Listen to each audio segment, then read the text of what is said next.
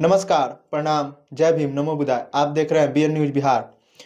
उत्तर प्रदेश के पूर्व मुख्यमंत्री बहन कुमारी मायावती ने एक प्रेस कॉन्फ्रेंस जारी कर अपने बयान में कहा है कि जब तक सरकारी तंत्र नहीं सुधरेगा तब तक हम उत्तर प्रदेश में या कि कहीं भी उपचुनाव नहीं लड़ेंगे। उपचुनाव में सरकारी तंत्र सरकार के डर से हावी रहता है। वहाँ पे जनरल इलेक्शन लड़ेंगे, चूंकि जनरल इलेक्शन में सरकारी तंत्र को डर रहता है कि कहीं दूसरा सरकार ना आ जाए। इसी के कारण जनरल इलेक्शन निष्पक्ष होता है। जबकि उपचुनाव में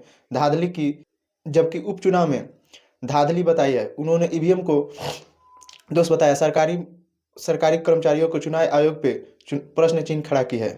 वीडियो देखिए, आपके सामने है। तो उसको लेकर अब ये आम चर्चा है।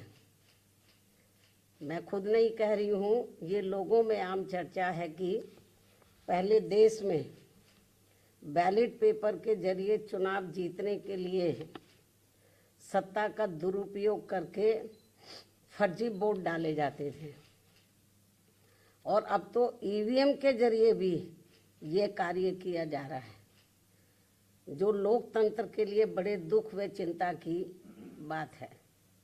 इतना ही नहीं, बल्कि देश में लोकसभा व राज्यों में विधानसभा आम चुनाव के साथ साथ खासकर उपचुनावों में तो अब ये कार्य काफ़ी खुलकर किया जा रहा है।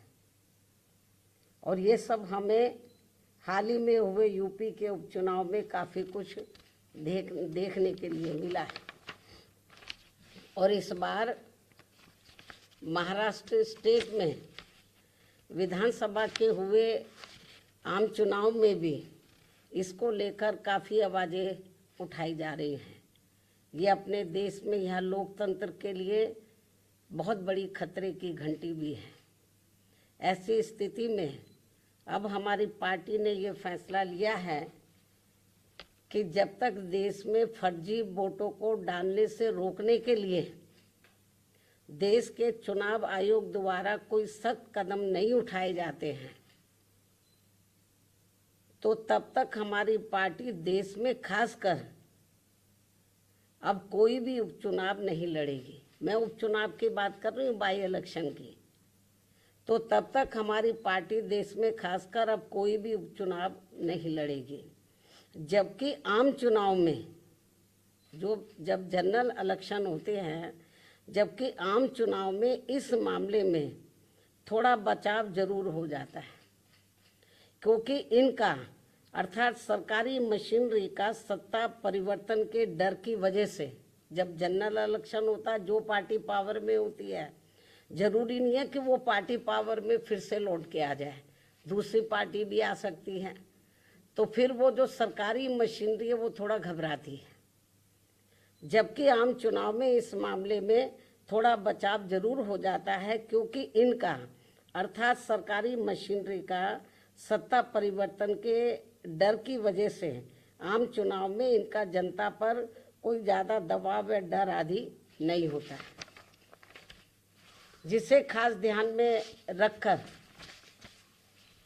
हमारी पार्टी देश में लोकसभा व राज्यों में विधानसभा के आम चुनाव तथा स्थानीय निकायों के भी चुनाव पूरी तैयारी व दमदारी के साथ लड़ेगी। इसके साथ ही यहाँ मैं ये भी कहना चाहती हूँ कि यूपी में सन 2007 में बीएसपी की अकेले ही पूर्ण बहुमत की सरकार बनने के बाद से कांग्रेस, बीजेपी व इनके समर्थक सभी जातिवादी पार्टियां ये सोचकर काफ़ी घबराने लगी थी कि यदि बीएसपी केंद्र की सत्ता में आ गई तो फिर बाबा साहब डॉक्टर भीमराव अंबेडकर का व इनके अनुयायी रहे मान्यवर श्री कांशीराम जी का भी हर मामले में अधूरा रहा सपना जरूर साकार हो जाएगा, जिसे रोकने के लिए फिर इन्होंने अंदर अंदर आपस में मिलकर ये जो जातिवादी पार्टियां हैं, कांग्रेस, बीजेपी एड कंपनी के जो लोग हैं, फिर इन्होंने अंदर अंदर आपस में मिलकर व पर्दे के पीछे से खासकर दलित समाज में से बिकाऊ व स्वार्थी किस्म के लोगों के जरिए अब इन्होंने अनेकों पार्टियां बनवा दी। तब तक इतना ही के लिए धन्यवाद। आप देख रहे थे BN न्यूज बिहार।